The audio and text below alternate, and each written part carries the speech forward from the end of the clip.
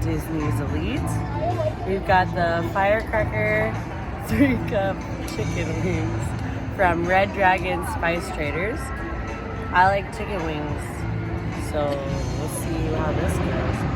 Are these supposed to be really hot? I hope not, but that's saucy.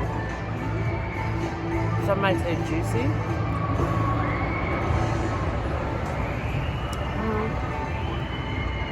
They're definitely very seasoned and all that jazz of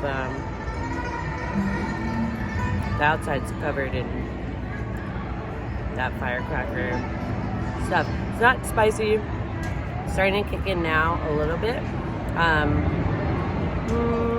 I would give these, based off of that bite and everything, and the fact that there's a good number of, there's about 4 wings in here, and they're like not too tiny, not too huge.